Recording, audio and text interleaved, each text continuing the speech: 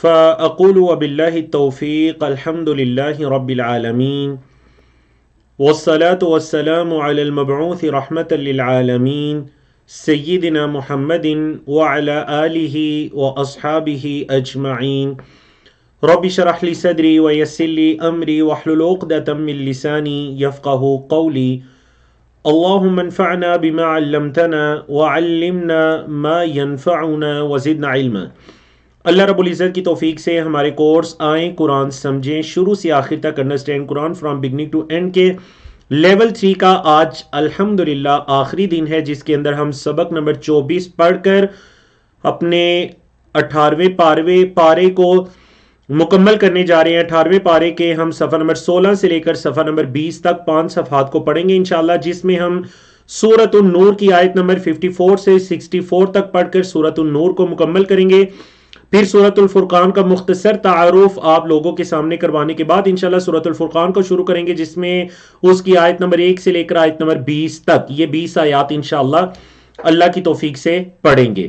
تو سورۃ النور بڑی خوبصورت سورت جس کے اندر نور ہدایت ہے، اس مناسبت سے اس سورت کا نام بھی سورۃ النور رکھا گیا۔ اس میں اللہ کی ہدایت کا نور ہے، قرآن مجید کا نور ہے، معاشرتی احکام و مسائل تفصیل کے ساتھ بیان کیے گئے، پردے کے احکامات بیان کیے گئے، گھروں کے اندر داخلے کے احکامات کو بیان کیا گیا کل بھی اور آج کے لیکچر میں بھی۔ تو یہ ساری چیزیں آپ کہہ لیجئے کہ انشاءاللہ زیر بحث رہیں، اور سورۃ النور کے اندر آج ہم ان کو مکمل کرنے جا رہے ہیں۔ تو قرآن مجید کا صفحہ نمبر 357 ہے، پارہ نمبر 18 ہے، اور 18ویں پارے کا صفحہ نمبر 16 ہے، اور اس کے اندر اس صفحے کے اندر جو آیات ہیں وہ 54 سے لے کر 58 تک طویل آیات ہیں۔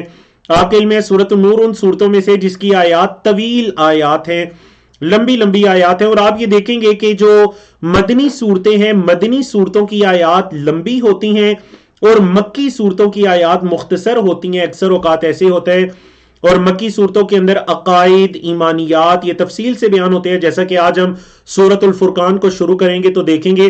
اور مدنی صورتوں کے اندر یعنی ہجرت کے بعد جو صورتیں نازل ہوئی ان کے اندر احکام و مسائل تفصیل کے ساتھ بیان ہوتے ہیں۔ تو آپ آج ہی کے لیسن میں ذرا مدنی صورتوں کی لذت کو بھی چکھیے سورۃ النور کو مکمل کر کے، اور اس کے بعد مکی صورتوں کو شروع کریں گے تو ذرا مکی صورتوں کی لذت کو بھی چکھیے۔ عقائد، ایمانیات، نبی کریم صلی اللہ علیہ وسلم اور صحابہ کرام کی نصرت، مدد، تسلی، ان تمام مضامین کو دیکھیے۔ تو چلیں اللہ کی توفیق سے چلتے ہیں سورۃ النور کو مکمل کرنے کی طرف۔ اس پیج کے اشارات اور موضوعات آپ کے سامنے ہیں۔ کل آپ کے علم میں ہے کہ آخری آیات کے اندر جو ذکر چل رہا تھا، جو اللہ اور اس کے رسول کے فیصلے کے سامنے اہل ایمان کا رویہ کیا ہوتا ہے اور اہل نفاق کا رویہ کیا ہوتا ہے، یہ سبق چل رہا تھا۔ تو آج ہم اللہ کی توفیق سے اللہ رب العزت کے اس حکم سے شروع کرتے ہیں، بعد قولہ اعوذ باللہ من الشیطان الرجیم۔ آپ صلی اللہ علیہ وسلم کے اس ذکر کے بعد جو آپ صلی اللہ علیہ وسلم تلاوت سے پہلے کیا کرتے، اعوذ باللہ من الشیطان الرجیم، اللہ نے فرمایا قل، کہہ دیجئے۔ اور آپ کے علم میں ہے کہ قل کے الفاظ آپ کو ملیں گے مدنی صورتوں کے اندر، کیونکہ اس میں آپ صلی اللہ علیہ وسلم کو قل کا لفظ کہہ کر کوئی نہ کوئی، جیسے وہ عبداللہ بن مسعود رضی اللہ تعالیٰ عنہ فرماتے ہیں کہ جب بھی قرآن مجید میں قل آئے تو اہل ایمان کو چاہیے کہ اپنے کان لگا لیں، کیونکہ یا کسی چیز کا حکم دیا جانے والا ہے یا کسی چیز سے منع کیا جانے والا ہے۔ تو چلے جی، قل کہہ دیجئے، اطیعوا اللہ، اللہ کی اطاعت کرو، وَأَطِيعُوا الرَّسُولَ، اور رسول صلی اللہ علیہ وسلم کی اطاعت کرو، فَإِن تَوَلَّوْا، پس اگر تم پھر گئے، تولا یا تولا سے یہ فعل مضارع ہے، اصل میں تتولون تھا، ایک تا گر گیا، فَإِن تَتَوَلَّوْا، پس اگر تم پھر گئے، فَإِنَّمَا عَلَيْهِ، تو بس اس پر ہے، مَا حُمِّلَ، جو ذمہ داری دی گئی، یعنی رسول پر وہ ہے جو اس کی ذمہ داری دی گئی، وَعَلَيْكُمْ، اور تم پر ہے، ما حملتم، جو تمہیں ذمہ داری دی گئی ہے، وَإِن، اور اگر تُطِيعُوهُ، تم اس کی اطاعت کرو گے، تَهْتَدُوا، تم ہدایت پا جاؤ گے، اور اگر تم حضرت محمد صلی اللہ علیہ وسلم کی اطاعت کرو گے تو تم کیا کرو گے؟ ہدایت پا جاؤ گے۔ وَمَا عَلَى الرَّسُولِ، اور نہیں ہے رسول اللہ صلی اللہ علیہ وسلم پر، إِلَّا مگر البلاغ المبین، واضح پہنچا دینا. تو یہاں پر یہ حکم دیا گیا کہ محمد صلی اللہ علیہ وسلم کی اطاعت کرو اور اگر اس اطاعت کے اندر کوئی کمی بھی آئے گی تو اللہ کے رسول صلی اللہ علیہ وسلم پر تو اس کا کوئی وبال نہیں ہے بلکہ تم پر ہوگا, کیونکہ آپ صلی اللہ علیہ وسلم پر وہ ہے جس کی وہ انہیں ذمہ داری سونپی گئی, اور وہ کیا ہے؟ البلاغ المبین, پہنچا دینا. وعلیکم ما حملتم, اور تم پر وہ ہے جو چیز تمہیں سونپی گئی ہے. تو حملا اور حملتم دونوں فعل مجہول ہیں پیسیو وائز, دونوں فعل مجہول ہیں پیسیو وائز. جی اللہ اکبر, بڑی خوبصورت آیت, آیت نمبر 55. اہل ایمان کے لیے اللہ کا ایک وعدہ, بڑا خوبصورت وعدہ کہ اللہ نے فرمایا وعد اللہ الذین آمنوا منکم, اللہ نے وعدہ کیا ان لوگوں کے ساتھ, آمنو جو ایمان لائے, منکم تم میں سے, یہ پہلی شرط ایمان لائے, اور دوسری وعاملوا الصالحات, اور انہوں نے نیک اعمال کیے. اللہ نے ان کے ساتھ وعدہ کیا. اب اللہ کا وعدہ ہے, کیا وعدہ؟ اللہ نے وعدہ کیا لَيَسْتَخْلِفَنَّ, فعل دیکھیں فعل مضارع ہے, استخلف یستخلف, استخرجا استغفر یستغفر کے سٹائل پر 6 حرفی. لام شروع میں تاکید کا ہے, آخر میں نون تاکید کا ہے, ڈبل تاکید. لا یستخلفن, البتہ وہ ضرور خلیفہ بنائے گا, حکومت دے گا, ہم انہیں, کن کو؟ جو ایمان لائے اور انہوں نے عمل صالح کیا. تو یہ اللہ کا وعدہ ہے کہ اللہ انہیں خلیفہ بنائے گا, حکومت دے گا. کہاں پر؟ فی الارض, زمین میں. کیسے؟ کما استخلف, جیسے کہ اس نے حکومت دی, الذین, ان لوگوں کو جو من قبلہم, ان سے پہلے تھے. جیسے اس اللہ نے ان کو حکومت سونپی جو ان سے پہلے تھے. یہ پہلا اللہ کا انعام ہوگا کہ اللہ انہیں خلیفہ بنائے گا. دوسرا انعام وَلَيُمَكِّنَنَّ, اور البتہ اللہ ضرور انہیں جگہ دے گا, یا انہیں اللہ رب العزت یہ اللہ ان کے لیے آسان کر دے گا. تمکین کا لفظی مطلب ہوتا ہے کسی چیز کا کسی کے اختیار میں آنا. تو اللہ ان کے اختیار میں دے دے گا کیا؟ لہم, ان کے لیے, دینہم الذی, ان کا وہ دین جو ارتضی, اس اللہ نے پسند کیا, لہم, ان کے لیے. اللہ نے ان کے لیے جو دین پسند کیا, اللہ ان کے لیے اس دین کو آسان کر دے گا. یہ اللہ کا دوسرا ہی وعدہ ہے.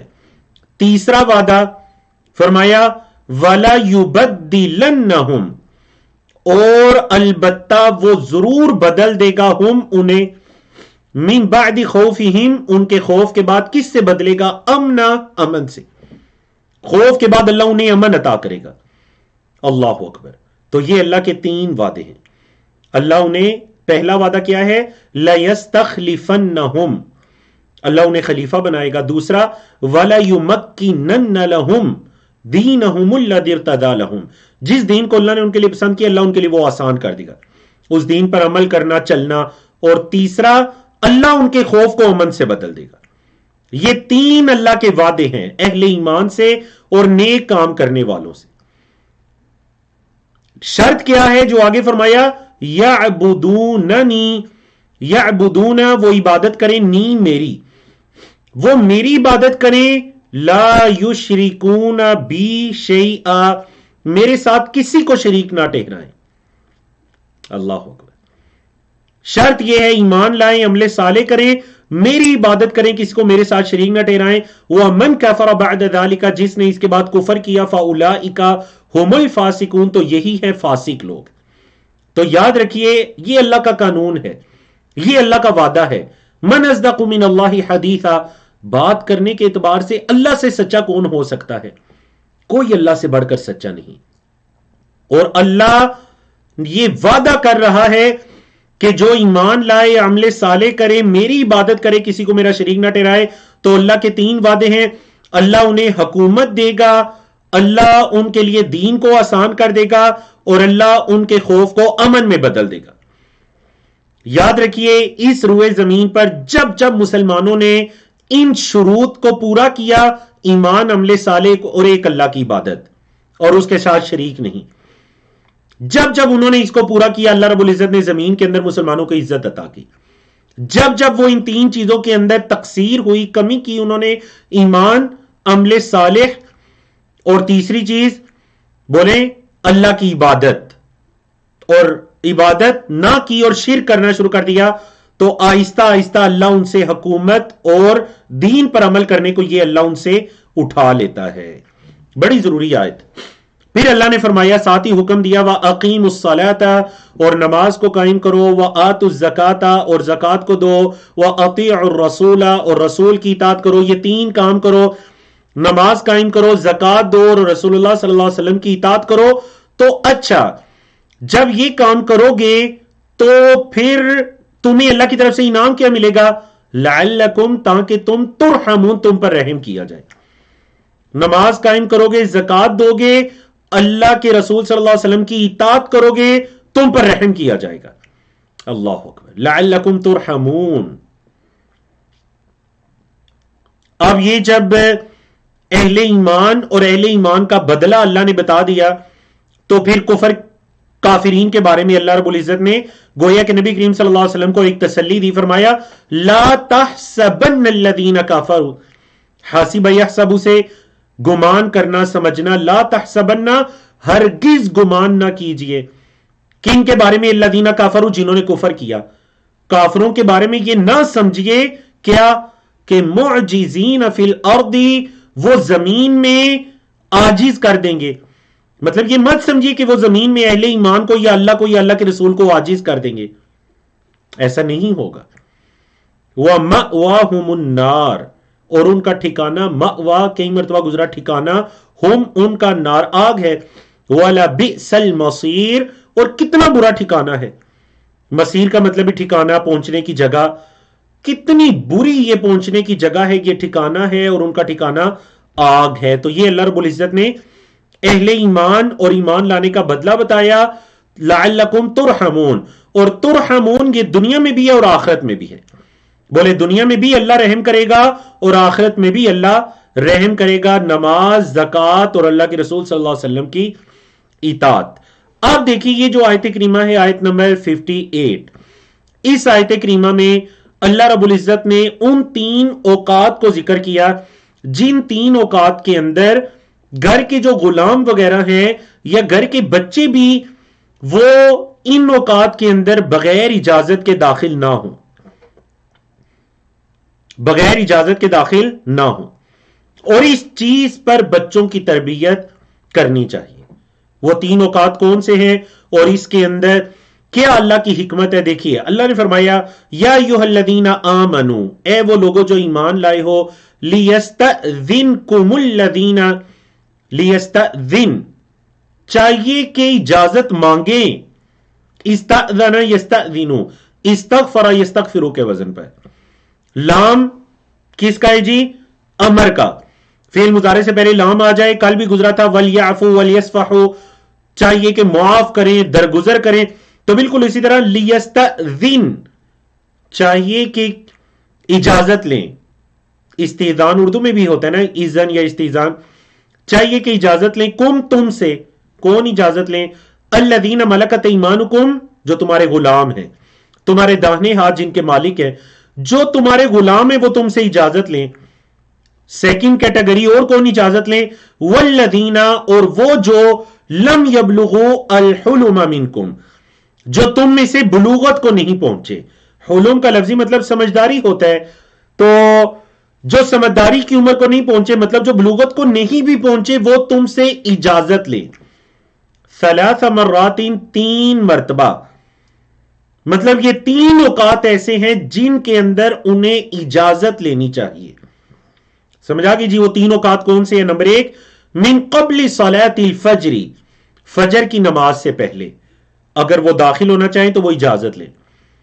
نمبر دو، وحین تضعون ثیابکم، اور جب تم اپنے کپڑوں کو رکھتے ہو، من الظہیرۃ، ظہر کے وقت، مطلب ظہر کے وقت جو تم آرام کرتے ہو، قیلولہ کرتے ہو، اس وقت۔ اور نمبر تین، وَمِن بَعْدِ صَلَاةِ الْعِشَاءِ، اور عشاء کی نماز کے بعد، مطلب رات کے وقت، عشاء کی نماز کے بعد، فجر کی نماز سے پہلے اور دن کے آرام کے وقت، ان تین اوقات میں وہ کیا کرے؟ تم سے اجازت لیں۔ فرمایا ثلاث عورات لکم، یہ جو تین ہیں یہ تمہارے لیے عورہ ہے، پردہ ہے، یہ تین اوقات تمہارے لیے عورہ ہے مطلب پردہ ہے۔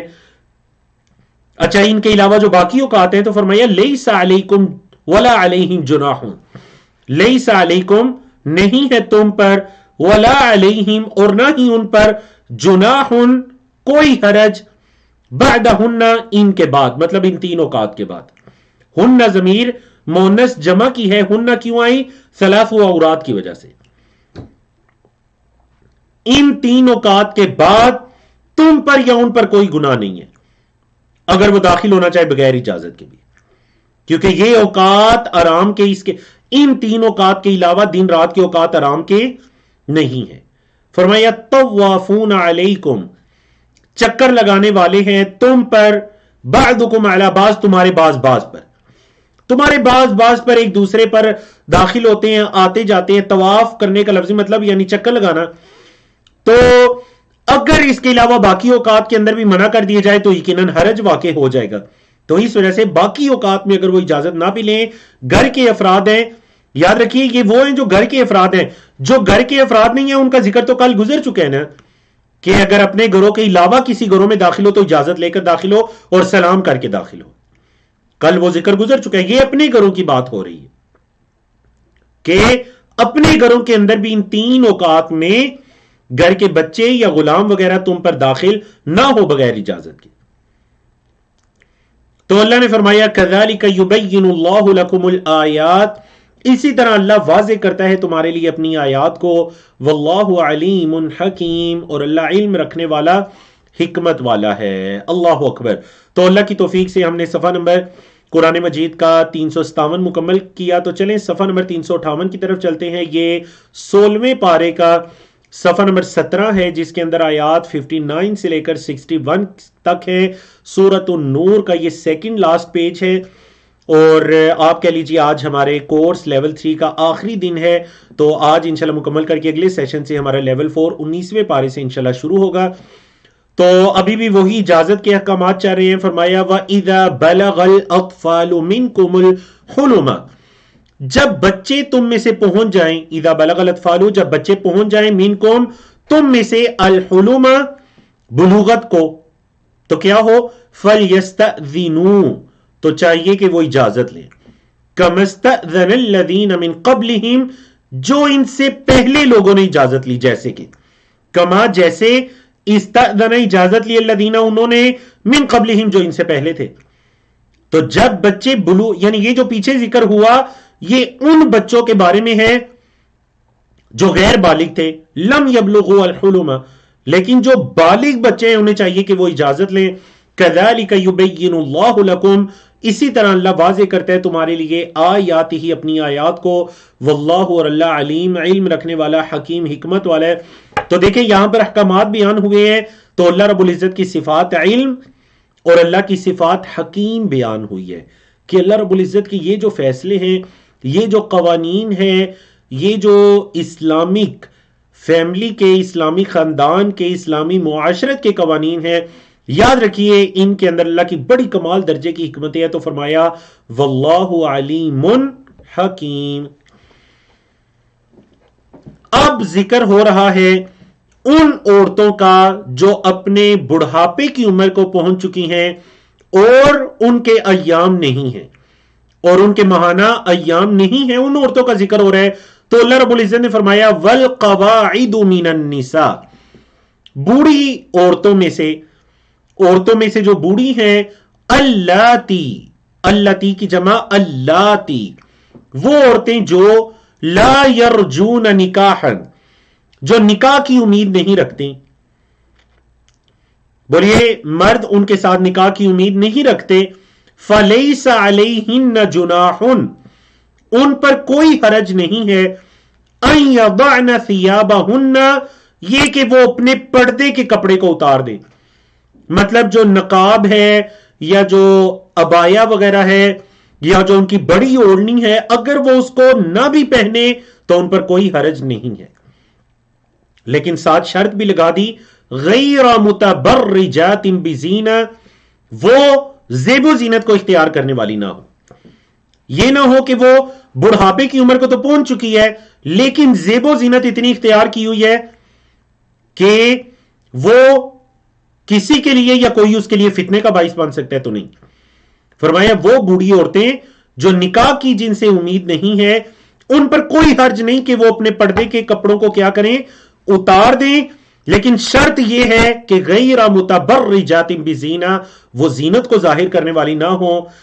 اور پھر ساتھ ہی یہ فرمایا وَأَن يَسْتَعْفِفْنَ, اور اگر وہ عفت کو طلب کریں خیر لہن, تو ان کے لیے بہتر ہے.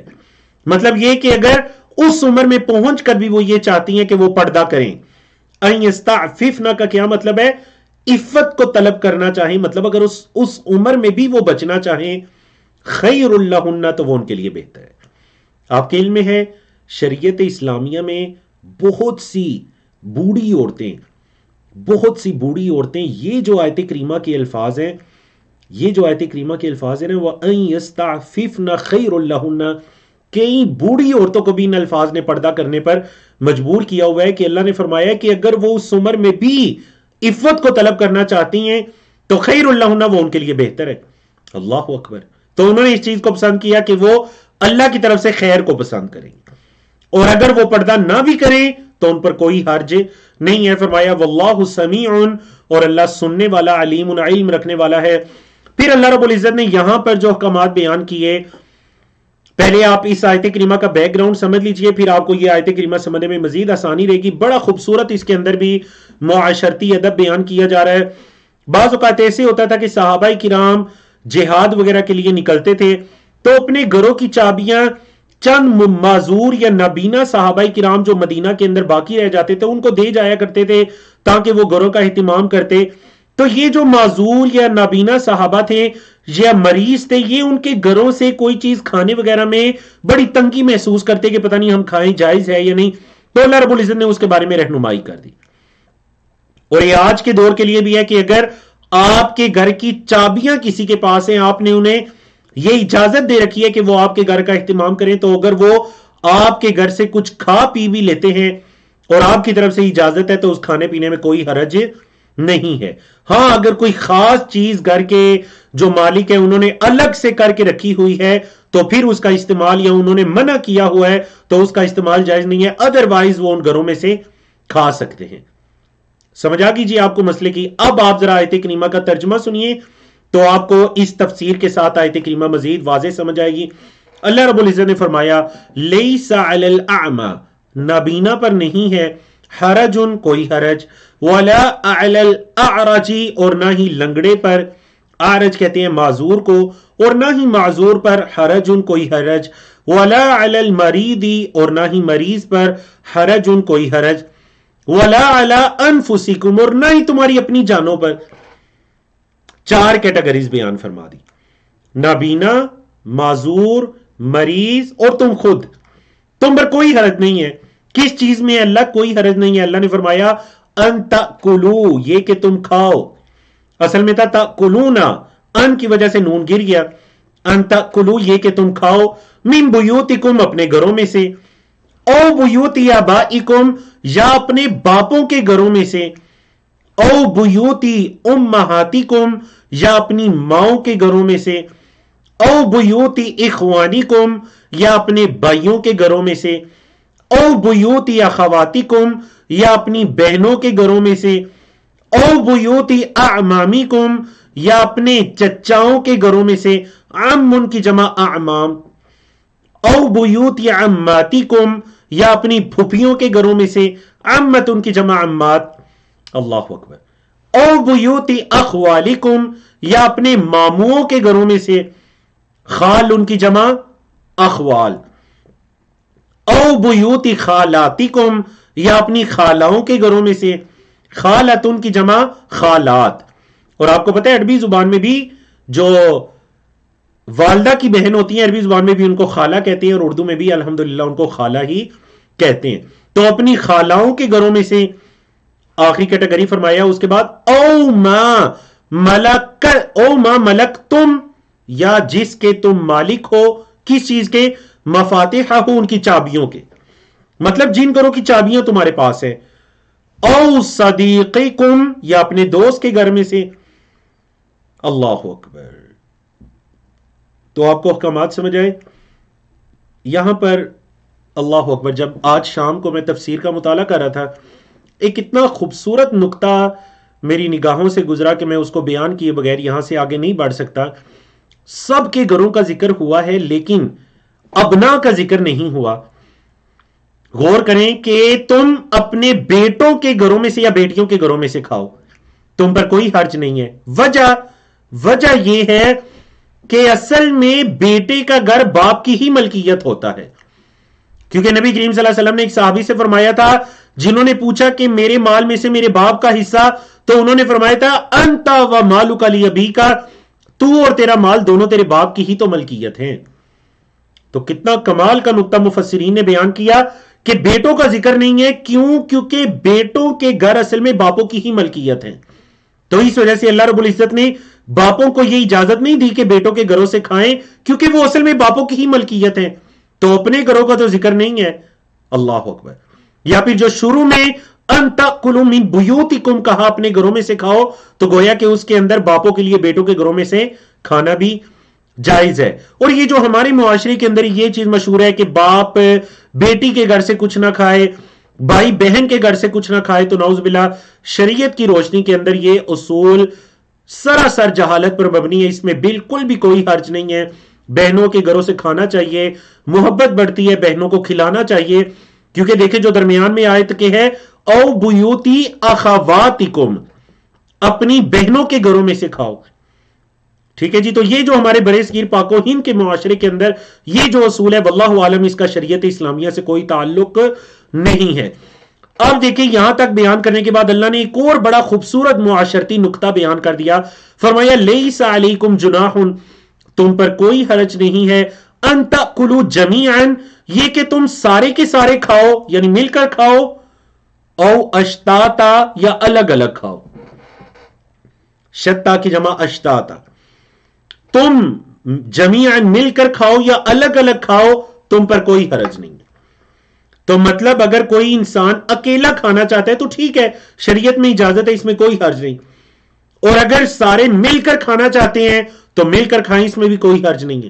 البتہ حدیث کے مطابق جیسے امام ابن کثیر رحمہ اللہ نے اشارہ کیا کہ حدیث کے مطابق جس چیز میں برکت ہے وہ مل کر کھانے میں ہے, جیسا کہ اللہ کے رسول صلی اللہ علیہ وسلم کا طریقہ تھا.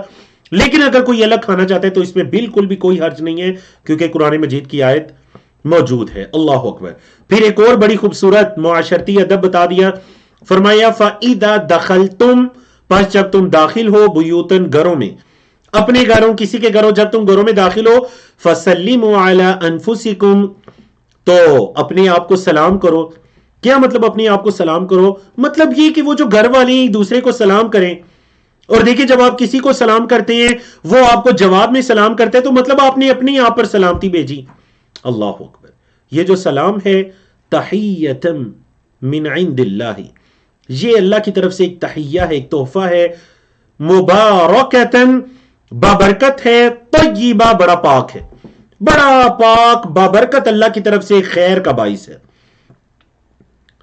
اللہ نے اتنے احکامات بیان کرنے کے بعد آیت نمبر 61, یہ بڑی طویل آیت ہے, پچھلی سلائیڈ میں, اس سلائیڈ میں یہ ایک ہی آیت چل رہی ہے. تو اللہ نے یہ تمام احکامات کو بیان کرنے کے بعد کیا فرمایا؟ یبین اللہ لکم الآیات لعلکم تعقلون, اللہ تمہارے لیے اپنی آیات کو بیان کرتا ہے, واضح کرتا ہے. کیوں؟ لعلکم تعقلون, تاکہ تم عقل رکھو, تاکہ تم کوئی عقل کرو, تم اس کو سمجھو. اللہ اکبر. تو اللہ کی توفیق سے ہم نے صفحہ نمبر 358 کو مکمل کیا. تو چلتے ہیں جی صفحہ نمبر 359 کی طرف. پارہ نمبر 18 ہے, 18ویں پارے کا صفحہ نمبر B18 ہے. اور اس صفحے کے اندر جو آیات ہیں سورۃ النور کو مکمل کریں گے, آیات 62, 63 اور 64 پڑھ کر, اور سورۃ النور کو شروع کریں گے اسی صفحے پر, اور اس کی شروع کی 2 آیات پڑھیں گے. سورۃ الفرقان کو شروع کریں گے اور اس کی 2 آیات پڑھیں گے, اور سورۃ الفرقان کا تعارف بھی ہوگا انشاءاللہ. تو چلیے سورۃ النور کو مکمل کرتے ہیں. اور دیکھیے میں اکثر بلکہ تقریباً ہر سورت کی انتہا میں یا اس کے اختتام پر یہ بات کرنے کی سمجھانے کی کوشش کرتا ہوں کہ جو سورت کا اختتام ہوتا ہے اصل میں اس پوری سورت کا لب لباب خلاصہ سمری اس کی آخری آیات کے اندر بیان ہوتی ہے. تو چلیں سورۃ النور کے اختتام کو پڑھیے، جس خوبصورت سورت کو ہم نے پچھلے سیشن میں شروع کیا تھا، اللہ کی توفیق سے ہم اس کو مکمل کرنے جا رہے ہیں. اللہ نے فرمایا انما المؤمنون الذین آمنوا باللہ ورسولہ، مومن تو بس وہ ہیں جو اللہ اور اس کے رسول پر ایمان لائے. وَإِذَا كَانُوا، اور جب وہ ہوتے ہیں، دیکھیں کانا فعل ماضی ہے، اس سے پہلے اذا آیا تو مضارع والا ترجمہ کریں گے وَإِذَا كَانُوا، اور جب وہ ہوتے ہیں، معاہو اس کے ساتھ، یعنی کہ آپ صلی اللہ علیہ وسلم کے ساتھ، علی امر جامع، علی امر کسی معاملے پر، جامع جمع کرنے والے. کیا مطلب جی جمع کرنے والے معاملے پر؟ مطلب کسی اجتماع میں ہوتے ہیں، جمعے کا اجتماع ہے، عیدین کا اجتماع ہے، کوئی مشورہ چل رہا ہے، کوئی درس ہو رہا ہے، مسجد نبوی کے اندر نصیحت ہو رہی ہے، کسی بھی جامع چیز پر ہوتے ہیں اہل ایمان. لم یذهبوا، تو نہیں وہ جاتے، حتی یہاں تک کہ یستأذنوہ، وہ آپ صلی اللہ علیہ وسلم سے اجازت لیں. آپ صلی اللہ علیہ وسلم کے اذن اور اجازت کے بغیر وہ نہیں جاتے. یہ کس کا طریقہ کار ہے؟ اہل ایمان کا. فرمایا ان الذین یستأذنونک، بے شک جو لوگ آپ سے اجازت مانگتے ہیں محمد صلی اللہ علیہ وسلم، اولئک الذین، یہی وہ لوگ ہیں جو یؤمنون باللہ ورسولہ، اللہ اور اس کے رسول پر ایمان رکھتے ہیں. فَإِذَا اسْتَأْذَنُوكَ، فعل ماضی استأذنوا، پس جب وہ اجازت مانگے کا آپ سے، لبعض شأنہم، اپنے بعض معاملات کے لیے. شان کا مطلب ہے کسی بھی کام کے لیے، کسی معاملے کے لیے اجازت مانگے تو اے محمد صلی اللہ علیہ وسلم آپ فأذن، اذن یأذن سے فعل امر، فأذن، پس آپ اجازت دے دیجئے، لمن شئتا، جس کے لیے آپ چاہیں، منہم، ان میں سے، آپ ان میں سے جس کے لیے چاہیں اسے اجازت دے دیجئے. وَاسْتَغْفِرْ لَهُمُ اللَّهُ، اور اللہ سے ان کے لیے مغفرت مانگیے، اللہ سے ان کے لیے بخشش مانگیے، مغفرت مانگیے. ان اللہ، بے شک اللہ، غفور، معاف کرنے والا، رحیم، رحم کرنے والا ہے. تو دیکھیں اہل ایمان کی یہ اتنی اچھی عادت کیوں بتانے کی ضرورت پیش آئی؟ وجہ یہ تھی کہ جو اہل نفاق تھے، مدنی صورت منافقین کا ذکر ہے، پہلے بھی گزرا. منافقین جب اللہ کے رسول صلی اللہ علیہ وسلم کی مجلس سے، یا جب آپ صلی اللہ علیہ وسلم صحابہ کے ساتھ کسی امر جامع، کسی جمع کرنے والے معاملے پر ہوتے اور منافقین نے نکلنا ہوتا، تو آگے اس کا ذکر آ رہا ہے کہ وہ نہ سرک جایا کرتے تھے، آنکھ بچا کر نکل جایا کرتے تھے، چھپ چھپا کر، اور وہ اجازت لینے کو ضروری نہیں سمجھا کرتے تھے. اور اہل ایمان کا طریقہ کار کیا تھا کہ جب وہ آپ صلی اللہ علیہ وسلم کے ساتھ ہوتے ہیں تو وہ اجازت مانگتے ہیں. لم یذهبوا حتی یستأذنوا، نہیں جاتے یہاں تک کہ اجازت نہ لے لیں. تو اللہ نے فرمایا جب وہ اجازت لیں تو یہی تو ہیں یہ اللہ اور اس کے رسول پر ایمان رکھنے والے، تو آپ ان کو اجازت دے دیے، آپ ان کو اجازت دے دیجئے. گویا کہ اللہ رب العزت نے یہاں پر اہل نفاق اور اہل ایمان کی ایک ان کے درمیان فرق کو بتا دیا کہ یہ جو اجازت لے کر جاتے ہیں، اس قدر آپ کا ادب و احترام کرتے ہیں، یہی تو ہیں جو اللہ اور اس کے رسول پر ایمان رکھتے ہیں. اولئک الذین یؤمنون باللہ ورسولہ، تو جب اجازت مانگے تو ان کو اجازت دے دیں اور ان کے لیے مغفرت طلب کریں، بے شک اللہ معاف کرنے والا، رحم کرنے والا ہے. اب منافقین کا ایک تو یہ رویہ بیان کیا جائے گا کہ وہ اجازت نہیں لیتے، آنکھ بچا کر نکلتے ہیں، اور دوسرا یہ کہ وہ اللہ کے رسول صلی اللہ علیہ وسلم کو نعوذ باللہ جب بلایا کرتے تھے تو آپ صلی اللہ علیہ وسلم کو ادب و احترام کے ساتھ نہیں بلایا کرتے تھے. تو اللہ نے حکم دیا، فرمایا لا تجعلوا، نہ تم بناؤ، دعاء الرسول، رسول اللہ صلی اللہ علیہ وسلم کو پکارنا. دعا کا کیا مطلب ہے؟ مطلب آپ صلی اللہ علیہ وسلم کو بلانا، پکارنا، مخاطب کرنا. اللہ کے رسول صلی اللہ علیہ وسلم کو جو بلاتے ہو تو نہ اس کو بناؤ بینکم، اپنے درمیان، کدعاء بعضکم بعضا، جیسے تمہارے بعض کو پکارتے ہیں، جیسے تم آپس میں ایک دوسرے کو بلاتے ہو، اللہ کے رسول کو ایسے نہ بناؤ. اللہ کے رسول کو جو بلاتے ہو تو ایسے تو نہ کرو. اللہ اکبر. قد یعلم اللہ الذین، تحقیق اللہ جانتا ہے، قد یعلم اللہ الذین، اللہ جانتا ہے، الذین، ان لوگوں کو جو یتسللون منکم لواذا. یتسللون کا مطلب کیا ہوتا ہے جی؟ وہ آنکھ بچا کر نکلنا کہ کوئی دیکھ نہ لے. عربی زبان میں تسلل یتسلل تدبر یتدبر کے سٹائل پر اللہ ان لوگوں کو جانتا ہے. یتسللون جو چپکے سے نکلتے ہیں، منکم لواذا چھپ کر، جو چھپ کر آنکھ بچا کر نکلتے ہیں اللہ ان کو جانتا ہے. فَلْيَحْذَرِ الَّذِينَ پس ڈر جانا چاہیے. لام امر کا ہے، فعل مضارع سے پہلے لام امر کا آیا، پس چاہیے کہ ڈر جائیں. الذین وہ لوگ جو یخالفون مخالفت کرتے ہیں، عن امرہ آپ صلی اللہ علیہ وسلم کے معاملے کی.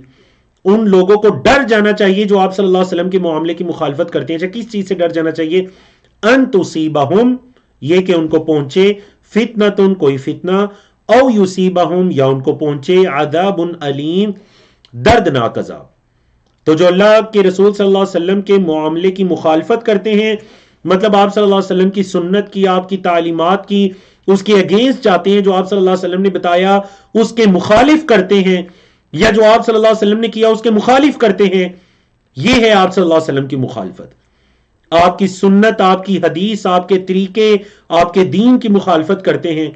انہیں ڈر جانا چاہیے دو چیزوں سے، ایک یہ کہ کہیں انہیں کوئی فتنہ نہ پہنچ جائے، اور دوسرا کہ کہیں انہیں دردناک عذاب نہ پہنچ جائے. ان تصیبہم فتنہ او یصیبہم عذاب علیم. اور پھر فرمایا الا جان لو، ان للہ بے شک اللہ کے لیے ہے، ما فی السماوات جو آسمانوں میں ہے، والارض اور زمین میں ہے، قد یعلم تحقیق وہ جانتا ہے، ما انتم علیہ جس پر تم ہو. وہ اللہ جانتا ہے جس پر تم ہو، جو تمہارے دلوں میں ہے، جس چیز پر تم ہو اللہ جانتا ہے. وَيَوْمَ يُرْجَعُونَ إِلَيْهِ وَيَوْمَ اور جس دن یرجعون پیسی وائز فعل مجہور راجع یرجع سے ضرب یضرب کے سٹائل پر، یرجعون فعل مجہول لوٹایا جائے گا ان کو، الیہ اس اللہ کی طرف. تو کیا ہوگا؟ فَيُنَبِّئُهُمْ پس وہ اللہ خبر دے گا. فا کا مطلب پس، یُنَبِّئُ وہ خبر دے گا، ہم انہیں، وہ اللہ خبر دے گا انہیں کس چیز کی؟ بما عملوا جو انہوں نے عمل کیے، جو انہوں نے عمل کیے اللہ انہیں بتائے گا. واللہ بکل شیء علیم اور اللہ ہر چیز کا علم رکھتا ہے. تو دیکھیں اتنے تفصیلی احکامات کو بیان کرنے کے بعد اللہ رب العزت نے آخری آیت کے اندر کیا بیان فرمایا کہ الا ان للہ ما فی السماوات والارض قد یعلم ما انتم علیہ جس پر تم ہو وہ جانتا ہے، اور جس دن انہیں اس اللہ کی طرف لٹایا جائے گا تو اللہ انہیں ان کے اعمال کی خبر دے گا، اور اللہ رب العزت ہر چیز کا علم رکھتا ہے. تو الحمدللہ الذی بنعمتہ تتم الصالحات، اللہ رب العزت کی توفیق سے ہم نے سورۃ النور کو مکمل کیا. تو چلیے سورۃ الفرقان کو شروع کرتے ہیں. یہ مکی سورت ہے، اس کی آیات کی تعداد 77 ہے. اس سورت کا نام اس کی آیت نمبر 1 کی مناسبت سے رکھا گیا، جس میں قرآن مجید کی صفت الفرقان بیان ہوئی ہے. شروع کی 10 آیات میں جو آج ہم پڑھیں گے انشاءاللہ اللہ کی تعظیم ہے، توحید ہے، اللہ کے رسول صلی اللہ علیہ وسلم کے مقام و مرتبے کو بیان کیا گیا، اور مشرکین جو اللہ کی عبادت اور رسول اللہ صلی اللہ علیہ وسلم کے بارے میں باطل دعوے کرتے تھے، نعوذ باللہ جھوٹے دعوے کرتے تھے، ان کا رد کیا گیا، مذمت کی گئی. آیت نمبر 11 سے لے کر 34 تک جو برے ساتھی ہیں ان کے خطرات اور خواہشات کی پیروی کا ذکر کیا گیا. باقی موضوعات کے اندر مشرکین کے عقائد و نظریات باطلہ وغیرہ کا ذکر کیا گیا، اور ان کا انجام کیا ہے، اور ان کے مد مقابل جو متقین ہوں گے اللہ کی طرف سے ان کا بدلہ کیا ہے. قیامت کے مختلف مشاہد کو بیان کیا گیا، اور قرآن مجید کے ذریعے اللہ کے رسول صلی اللہ علیہ وسلم کی جو تائید اور نصرت ہے وہ کی گئی. اور جو آخر کی آیات ہیں، آپ کہہ لیجیے آیت نمبر 35 سے لے کر 77 تک، ان کے موضوعات کے اندر اللہ کا مکذبین یعنی جو اللہ کو جھٹلانے والے ہیں ان کا انکار، اور اللہ نے ان کو کیسے ہلاک کیا. کچھ انبیاء کرام کے واقعات کی طرف اشارہ ہے، مشرکین کی گواہی، اور اللہ اور ان کو انعام سے چوپاہوں کے ساتھ تشبیہ دی گئی سورت کے اندر. اور پھر اس سورت کے آخر میں بالکل آیت نمبر 63 سے لے کر اس کی آخری آیت 77 تک عباد الرحمن کی صفات بیان کی گئی. بڑی مشہور آیات ہے، آپ اکثر نماز کے اندر بھی سنتے ہیں، وَعِبَادُ الرَّحْمَنِ الَّذِينَ يَمْشُونَ عَلَى الْأَرْضِ هَوْنًا، کہ ان کی صفات میں یہ ہے اللہ کی زمین پر عاجزی سے چلتے ہیں، اور وہ تفصیل کے ساتھ انشاءاللہ ہم آنے والے سیشن میں عباد الرحمن کی صفات پڑھیں گے، اور اسی طرح ان کا اللہ کے ہاں کیا بدلہ ہے، جنت اللہ نے ان کے لیے تیار کی، یہ تمام بدلے ان کے بتائے جائیں گے۔ سورت کا جو بنیادی موضوع ہے، سورت الفرقان، نام سے بھی پتہ چلتا ہے کہ یہ قرآن مجید کتاب فرقان ہے۔ نبی کریم صلی اللہ علیہ وسلم کو اس کتاب قرآن مجید کے ذریعے سے تسلی دی گئی، حوصلہ دیا گیا۔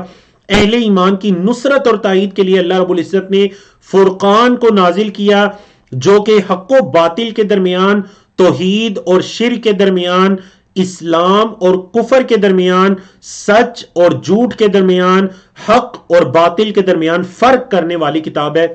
عربی زبان میں اس کو کیا کہتے ہیں؟ فرقان۔ بولے کیا کہتے ہیں؟ فرقان۔ تو یہی سورت کا نام بھی ہے۔ تو یہی سورت کا مختصر آپ کے لیجئے تعارف اور اس کے مضامین تھے، موضوعات تھے۔ اب ہم چلتے ہیں جی سورت کی طرف۔ اللہ رب العزت نے فرمایا اعوذ باللہ من الشیطان الرجیم بسم اللہ الرحمن الرحیم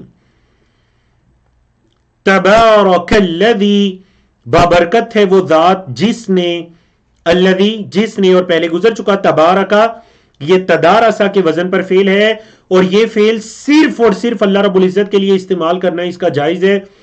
اور دوسرا، صرف ہمیں قرآن و سنت کے اندر یہ فعل ماضی کے الفاظ کے ساتھ دکھائی دیتا ہے، اس وجہ سے اس کو فعل مضارع امر وغیرہ میں نہیں استعمال کیا جائے گا۔ فعل ماضی کے ساتھ اور اللہ کے ساتھ خاص ہے، کسی اور بندے کے ساتھ یہ نہیں کہہ سکتے کہ تبارک فلان، کیونکہ یہ صرف اللہ کے ساتھ خاص فعل ہے۔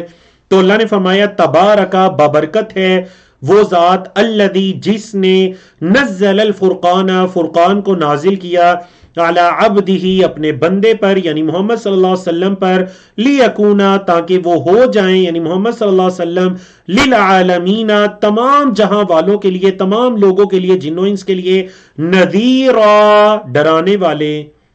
اللہ اکبر، کتنی خوبصورت آیت ہے، جس میں آیت کا آپ بلاغت کو دیکھیے۔ اللہ رب العزت کے بابرکت ہونے کا ذکر، تبارک الذی، اور اللہ کے قرآن کو نازل کرنے کا ذکر کہ اس اللہ نے نازل کیا۔ تو پتہ چلا جو مشرکین کہتے ہیں محمد صلی اللہ علیہ وسلم نے اپنے پاس سے گڑ لیا، نعوذ باللہ، یہ جھوٹ بولتے ہیں، اللہ نے نازل کیا۔ تبارک الذی نزل الفرقان، وہ ذات بابرکت ہے جس نے فرقان کو نازل کیا۔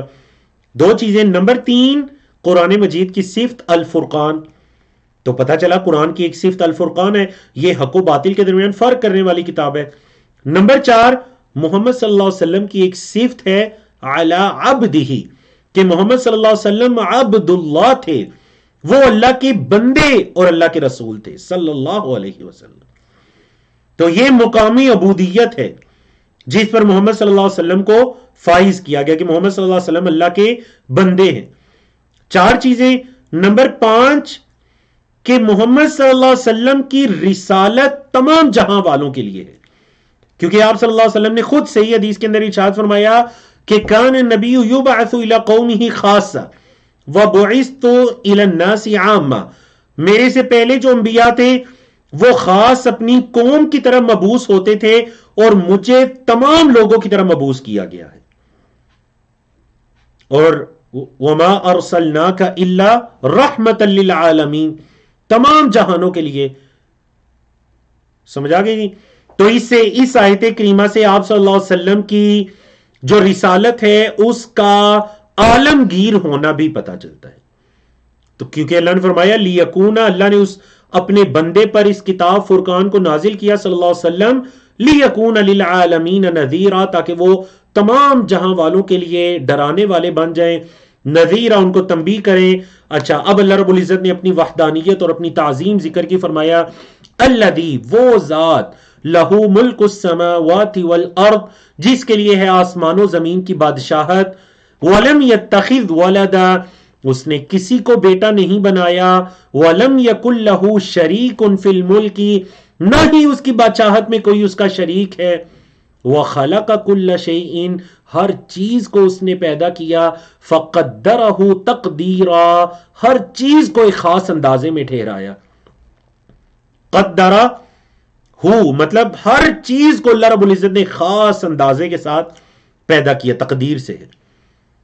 تو دیکھیے اللہ رب العزت کی وحدانیت کے دلائل اور اللہ رب العزت کی عظمت اور اس کی بادشاہت، اس کی ربوبیت کے دلائل، سب سے پہلا الذی لہ ملک السماوات والارض، دوسرا ولم یتخذ ولدا، تیسرا ولم یکن لہ شریک فی الملک، چوتھا وخلق کل شیء، اور پانچواں فقدرہ تقدیرا۔ اللہ اکبر۔ یہ مکی صورت ہے، اس کے اندر ایمانیات، عقائد، اللہ رب العزت کی وحدانیت، نبی کریم صلی اللہ علیہ وسلم اور قرآن کی صداقت، یہ تمام موضوعات مکی صورتوں کے موضوعات ہیں۔ تو چلیے جی 18ویں پارے کا صفحہ نمبر 19 ہے، قرآن مجید کا صفحہ نمبر 360 ہے، اور اس پیج پر آیات 3 سے لے کر 11 تک کی آیات ہیں، تو ان کو مختلف اشارات اور موضوعات کو آپ کے سامنے آپ کو دکھائی دے رہے ہیں۔ اللہ رب العزت نے فرمایا وَاتَّخَذُوا، اور انہوں نے بنا لیا، من دونہ، اس اللہ کے علاوہ، آلہۃً، دوسرے معبودوں کو، یعنی انہوں نے اللہ کے علاوہ دوسروں کو معبود بنا لیا۔ اچھا، وہ جو معبود ہیں ان کی کیا حقیقت ہے؟ لا یخلقون شیئا، انہوں نے کچھ بھی پیدا نہیں کیا۔ لا یخلقون، نہیں وہ پیدا کرتے، شیئا، کچھ بھی، وہم یخلقون، فعل مجہول ہے پیسیو وائز، وہ تو خود پیدا کیے گئے ہیں۔ اللہ اکبر۔ انہوں نے اللہ کے علاوہ دوسروں کو معبود بنا لیا۔ اب دیکھیں معبودان باطلہ کے بطلان کی سب سے بڑی دلیل کیا ہے؟ اللہ نے فرمایا کہ سب سے بڑی دلیل لا یخلقون شیئا، انہوں نے شیئا کا مطلب ہے کوئی معمولی ذرہ بھی، کچھ بھی انہوں نے پیدا نہیں کیا، حالانکہ وہم یخلقون، انہیں تو خود پیدا کیا جاتا ہے۔ یخلقون فعل مجہول ہے پیسیو وائز، وہ تو خود پیدا کیے جاتے ہیں، انہوں نے تو کچھ بھی پیدا نہیں کیا۔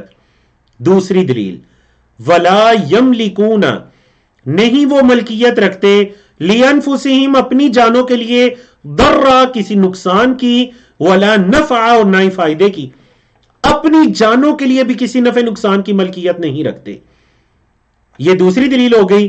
تیسری ولا یملکون موتا، نہ موت کی ملکیت رکھتے ہیں، ولا حیاتا، نہ زندگی کی ملکیت رکھتے ہیں، ولا نشورا، نہ مرنے کے بعد دوبارہ اٹھانے کی ملکیت رکھتے ہیں۔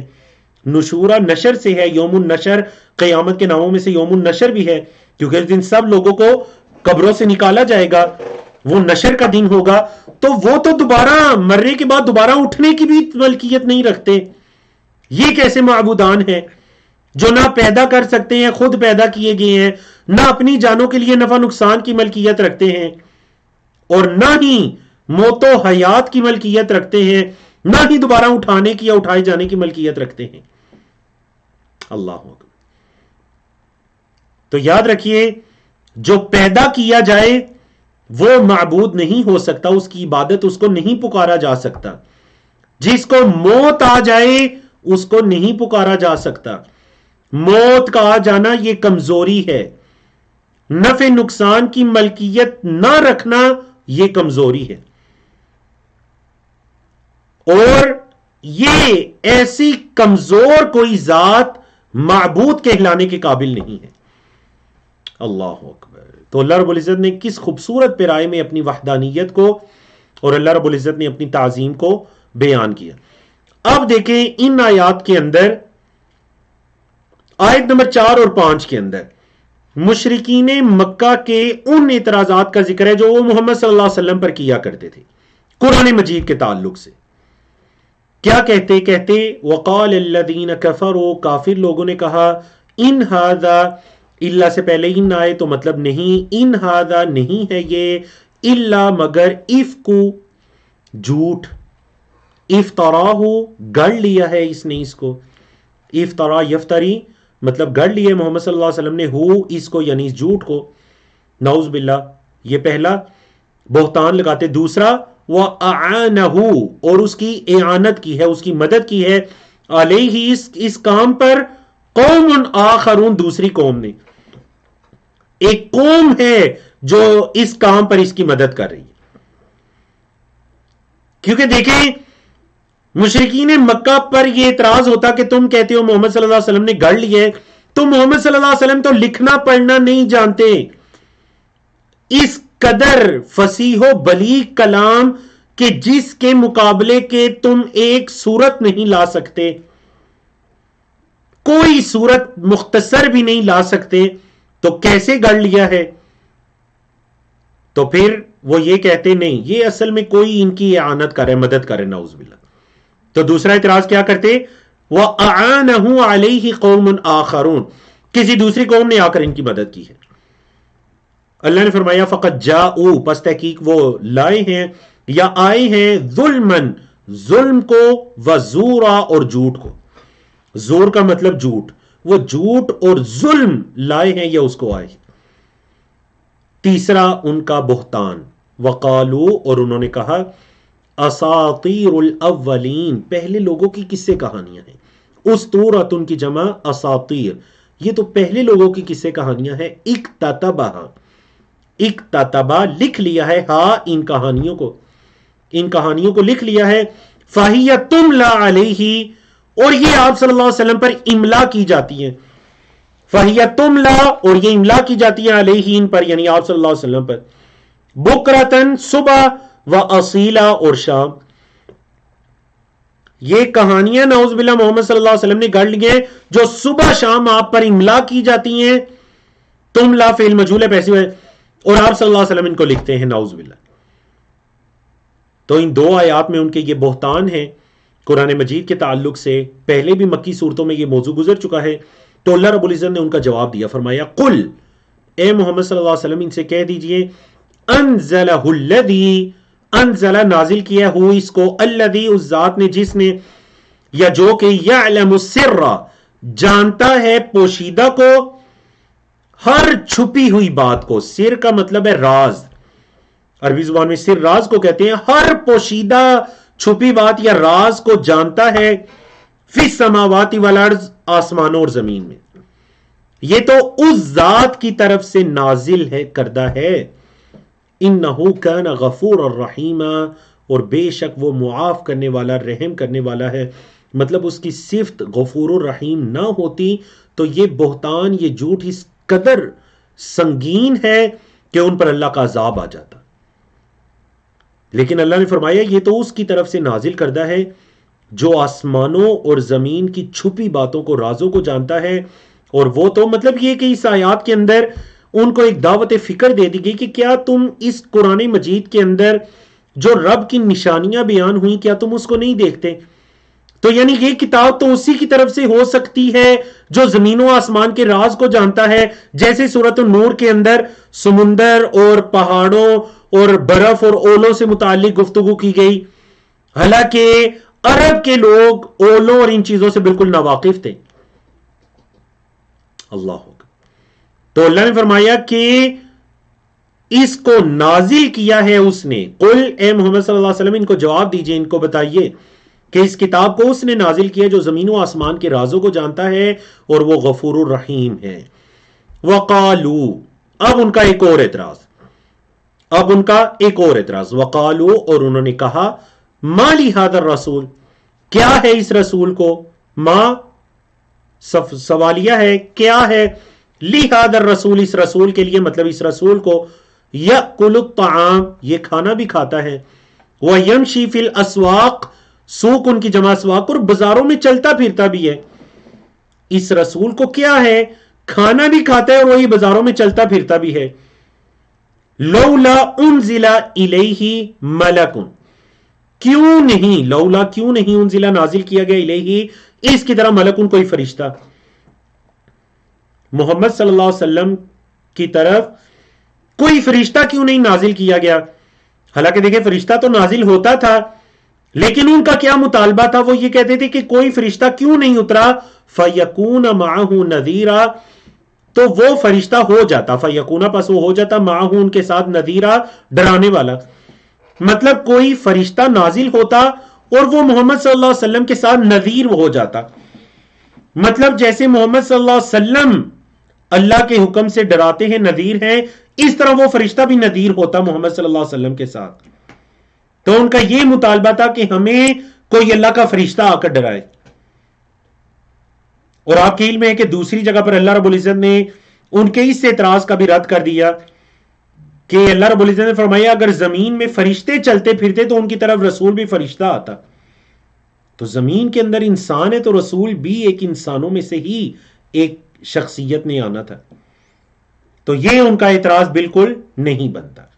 پھر ان کا ایک اور اعتراض او یا، یعنی او کا تعلق کس کے ساتھ ہے؟ قالو کے ساتھ. قالو انہوں نے کہا کہ مالی حاضر رسول او یا یلقا نازل ہوتا الیہ اس کی طرف کنزن کوئی خزانہ نازل ہوتا ان پر. او تکونو تیسرا مطالبہ او تکونو یا ہوتا لہو اس کے لیے یعنی اس رسول کے لیے جنتن کوئی باغ ہوتا ان کا یأکلوا منہا جس سے وہ کھاتے. نعوذ باللہ من ذالک. یعنی دیکھیں یہ کفار اور مشرکین کا جو مطمع نظر ہے نا اس کی انتہا دنیا ہے. آخرت چونکہ اس کا تصور ہی نہیں ہے تو ان کی انتہا دنیا ہے. کوئی خزانہ ہوتا کوئی باغ ہوتا ہم بھی دیکھتے یہ رسول اس میں کھاتا پیتا پھر ہم اس پر ایمان لاتے. اللہ اکبر. پھر اللہ رب العزت نے ان کا ایک ظلم عظیم بیان کیا. وقال الظالمون اور ظالموں نے کہا ان تتبعون نہیں تم اتباع کرتے الا مگر رجلا مسحورا ایک جادو کیے ہوئے کی. نہیں تم اتباع کرتے مگر رجلا ایک آدمی کی مسحورا یہ اسم مفعول ہے کہ مسحورا جس پر جادو کیا گیا ہے. وہ یعنی اس نتیجے پر پہنچے نعوذ باللہ کہ محمد صلی اللہ علیہ وسلم پر تو جادو کر دیا گیا. اللہ محمد صلی اللہ علیہ وسلم کی تسلی صحابہ کرام کی تسلی کے لیے اللہ نے کیا فرمایا انظر دیکھیے کیف ضربوا لک الامثال کیسے آپ کے لیے مثالیں بیان کرتے ہیں. کیف ضربوا کیسے بیان کرتے ہیں لک آپ کے لیے الامثال مثالیں فضلوا گمراہ ہو چکے ہیں فلا یستطیعون سبیلا وہ صحیح راستے کی استطاعت نہیں رکھتے. فلا یستطیعون نہیں استطاعت رکھتے سبیلا صحیح راستے کی. اللہ اکبر. تبارک الذی بابرکت ہے وہ ذات جس نے انشاء اگر وہ چاہے جعل لک خیرا من ذالک آپ کے لیے اس سے بھی بہتر بنا دے گا. کتنی خوبصورت تسلی ہے کہ محمد صلی اللہ علیہ وسلم وہ ذات بابرکت ہے اگر وہ چاہے تو آپ کے لیے اس سے بھی بہترین بنا دے گا. اچھا اس سے بہترین کیا ہے؟ مطلب یہ جو خزانہ یا یہ جس باغ کا کہتے ہیں کہ دنیا میں ایک باغ ہوتا یہ اس میں چلتا پھرتا یا کوئی خزانہ اترتا یعنی یہ جن باتوں کا کہتے ہیں اللہ اگر چاہے تو آپ کے لیے اس سے بہتر بنا دے گا. اور وہ کیا ہے؟ جنات. وہ عقیدہ آخرت ہے. جنات باغات تجری من تحتها الانہار جس کے نیچے سے نہریں بہتی ہیں. وَيَجْعَلْ لَكَ اور بناتا آپ کے لیے قصورا قصر ان کی جمع قصور محلات یعنی اگر وہ چاہے تو وہ آپ کو اس سے بہتر دے. اور وہ کیا ہے؟ وہ جنات ہیں اور وہ کیا ہے؟ وہ قصورا وہ محلات ہیں. اللہ نے فرمایا بل کذبوا بالساعۃ اصل بات یہ ہے بلکہ کذبوا انہوں نے جھٹلا دیا بالساعۃ قیامت کو. یہ دنیا داری کی باتیں اس لیے کرتے ہیں کہ اصل میں وہ قیامت کے منکر ہیں. انہوں نے قیامت کو جھٹلا دیا تو ان کا انجام کیا؟ اللہ نے فرمایا وَأَعْتَدْنَا اور ہم نے تیار کر رکھا ہے لمن کذب بالساعۃ جو قیامت کو جھٹلاتا ہے سعیرا جہنم کو. سعیرا کا مطلب کیا ہے؟ بھڑکتی ہوئی آگ. کہ ہم نے بھڑکتی ہوئی آگ کو تیار کر رکھا ہے کس کے لیے؟ لمن کذب بالساعۃ جو قیامت کو جھٹلاتا ہے. تو دیکھیے مکی صورتیں ہیں. مکی صورتوں کے مضامین میں سے قیامت کا انکار اور ان انکار کرنے والے جو منکرین کفار ہیں ان کا انجام. آج کا ہمارا آخری صفحہ ہے صفحہ نمبر 300 قرآن مجید کا صفحہ نمبر 361 ہے اور آپ کہہ لیجئے 18ویں پارے کا یہ صفحہ نمبر 20 ہے. اللہ رب العزت کی توفیق سے آج ہمارا کورس آئیں قرآن سمجھیں اس کا لیول 3 جس کے اندر الحمدللہ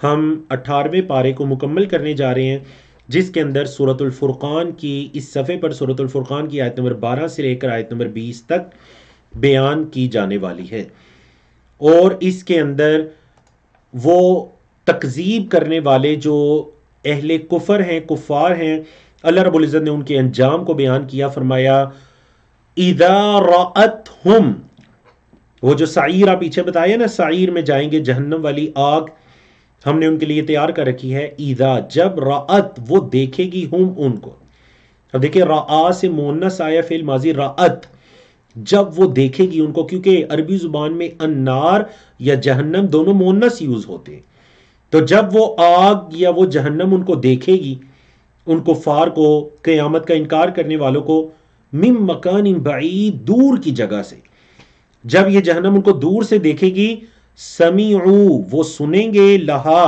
اس جہنم کے لیے، تغیظاً غیظ و غضب، اردو میں جو غیظ و غضب کہتے ہیں نا وہ اسی تغیظ سے ہے، غیظ سے ہے، غین یا وا، غیظ و غضب، تو اس جہنم کے لیے وہ غصہ سنیں گے، غیظ و غضب سنیں گے، وزفیرا اور داڑنا سنیں گے، وہ جہنم داڑ رہی ہوگی، وہ جہنم غیظ و غضب کے اندر، اللہ اکبر، اس کا بعض حصہ جیسے بعض کو کھا رہا ہوگا، یہ ان کا انجام ہے۔ اللہم لا تجعلنا منہم، اللہم لا تجعلنا منہم، اللہم لا تجعلنا منہم، اللہم انا نعوذ بک من عذاب جہنم، اللہم انا نعوذ بک من عذاب جہنم، اللہم انا اعوذ بک من عذاب جہنم۔ اللہ نے فرمایا وَإِذَا أُلْقُوا مِنْهَا، فعل مجھول آ گیا پیسے واحد، وَإِذَا أُلْقُوا، اور جب انہیں ڈالا جائے گا، مِنْهَا اس جہنم میں، کیسی جگہ پر، مَكَانًا ضَيِّقًا کسی تنگ جگہ پر، مکانن جگہ، ضیقہ تنگ، جب انہیں جہنم کی کسی تنگ جگہ پر ڈالا جائے گا، مقرنین جکڑے ہوئے ہوں گے، زنجیروں میں انہیں جکڑا ہوا ہوگا، انہیں جب جہنم کی کسی تنگ جگہ میں ڈالا جائے گا، دعاؤ پکاریں گے، ہنالکا اس جگہ پر، ثبورا موت کو، ثبورا کا لفظی مطلب کیا ہے، ہلاکت یا موت، جب انہیں کسی ایسی جگہ پر ڈالا جائے گا تو بولے وہ کیا کریں گے، وہ کہیں گے کہ کاش ہمیں موت آ جائے، وہ کیا کریں گے، بولیں وہ موت کو پکاریں گے، اللہ اکبر، دعوا ہنالک ثبورا، وہ کہیں گے موت آ جائے۔ اللہ نے فرمایا لا تدعو، لا تدعو مت پکارو، الیوم آج کے دن، ثبورا موت کو، واحدن ایک، آج کے دن کسی ایک موت کو نہ پکارو، ودعو اور پکارو، ثبورن کثیرا بہت سی موتوں کو، مطلب آج ایک موت کو کیوں پکارے، تمہیں موت نہیں آنی چاہے تم بہت زیادہ موتوں کو ہی کیوں نہ بلا لو، اللہ اکبر،